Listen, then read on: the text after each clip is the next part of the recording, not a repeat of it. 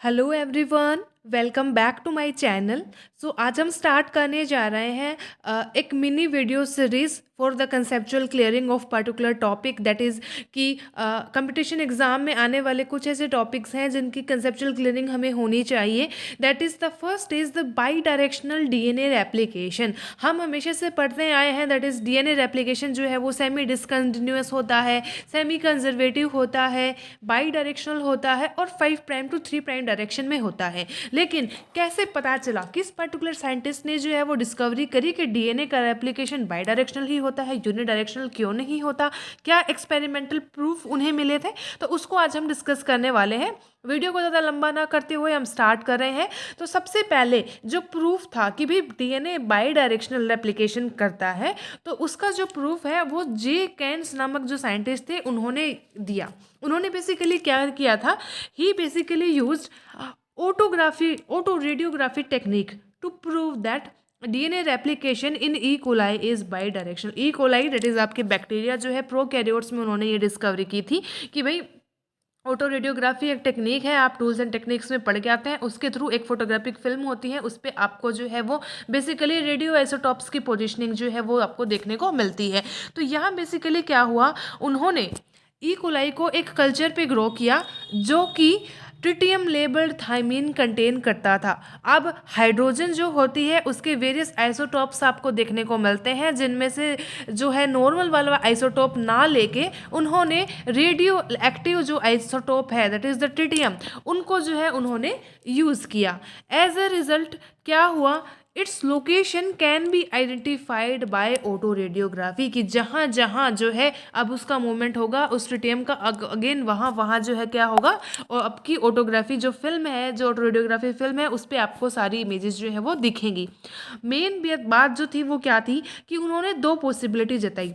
पहली पॉसिबिलिटी क्या थी कि भाई हमने ये मान लिया कि भाई यूनिडायरेक्शनल रेप्लिकेशन ही होता है, that is radio active DNA extends from only one direction, that is केवल इधर इधर मूवमेंट हुआ, इधर इधर मूवमेंट हुआ। लाइटली लेबल्ड डीएनए है, उसकी पोजीशन इधर रही, ऑटो रेडियोग्राफी में उसका जो है वो विजुअलाइजेशन नहीं हो पाया। और जो हैवीली लेबल्ड आपका डीएनए था, जो ट्रिटियम से लेबल्ड था, उसकी जो है वो डायरेक्शन आपको सिर्फ दो तरफ जो है वो देखने को मिली, that is the unicellular replication. लेकिन ऐसा नहीं हुआ।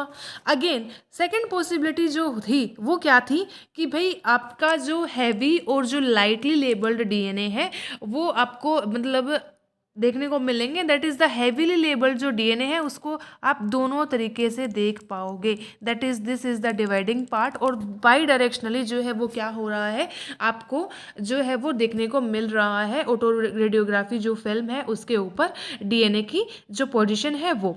Okay, so that is the case here, that is the radio active DNA extends from both of the directions. इसकी क्या जो है कंडीशन है उसको हम देखेंगे, उसको हम डिस्कस करेंगे। और अब बाई डायरेक्शनल रेप्लिकेशन होता क्या है, तो होता क्या है हमें पता है कि भाई रेप्लिकेशन जो है वो स्टार्ट कब होता है, जब डबल स्टैंडर्ड डीएनए जो है उसकी जो है वो अनवाइंडिंग स्टार्ट हो जाती है ओके एक पर्टिकुलर पॉइंट पे। और उस पर्टिकुलर पॉइंट को हम क्या कहते हैं, सपोज हम प्रोकैरियोट्स की बात कर रहे हैं तो उस पर्टिकुलर पॉइंट को जो है वो ORIC के नाम से जाना जाता है। तो यहाँ से इसकी अनवाइंडिंग होती है। एज अ रिजल्ट क्या होता है, जो पेरेंटल डबल स्ट्रैंडेड डीएनए जो है वो एक वाई शेप्ड स्ट्रक्चर बना लेता है जिसे कि रेप्लिकेशन फोर्क कहा जाता है। So but generally replication fork जो है उसका स्ट्रक्चर जो है वो आपको इस तरीके का देखने को मिल सकता है, जिसमें जो है फिर एज अ रिजल्ट न्यूली जो सिंथेसाइज जो डीएनए है उसका भी सिंथेसिस जो है वो होना होता है।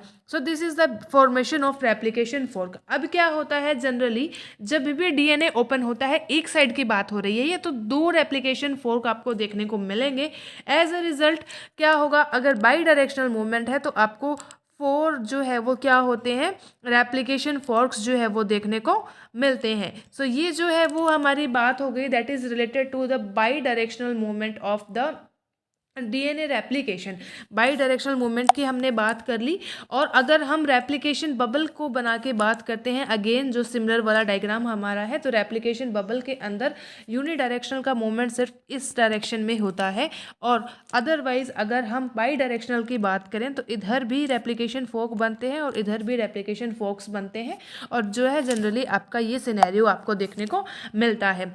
अगर हम विजुअलाइजेशन की बात करें तो ये जो मैंने पॉसिबिलिटी ऊपर डिस्कस करी, दैट इज़ क्या था, फर्स्ट केस जो था वो ये था, दैट इज़ आपकी यूनिडायरेक्शनल रेप्लिकेशन का केस। हैविली लेबल्ड डीएनए इधर है और हैविली लेबल्ड डीएनए इधर है, और लाइटली लेबल्ड जिसमें ट्रिटियम नहीं है वो केस इधर है। दैट इज़ ये क्या है, ये यूनिडायरेक्शनल मेथड हो गया आपका, एक ही डायरेक्शन में आपका रेडियो एक्टिव डीएनए है, एक्सटेंड कर रहा है। जबकि अगर हम बात करें बाई डायरेक्शनल डीएनए रेप्लिकेशन की, तो उसमें देखिए इधर हैविली लेबल्ड डीएनए है, इधर भी हैविली लेबल्ड डीएनए है, और बीच में जो आपका है वो क्या है, लाइटली लेबल्ड डीएनए है। दैट इज डीएनए की जो सिंथेसिस है वो बाई डायरेक्शनल है, रेडियो एक्टिव डीएनए दोनों डायरेक्शंस में जो है वो एक्सटेंड हो रहा है। और अगर एक्चुअल बाई डायरेक्शनल जो रेप्लिकेशन है उसको जब ऑटो रेडियोग्राफी फिल्म में देखा गया तो वो इस तरीके से देखा गया। जनरली ये जो दो लाइन्स आपको दिख रही हैं, this is the movement of the DNA.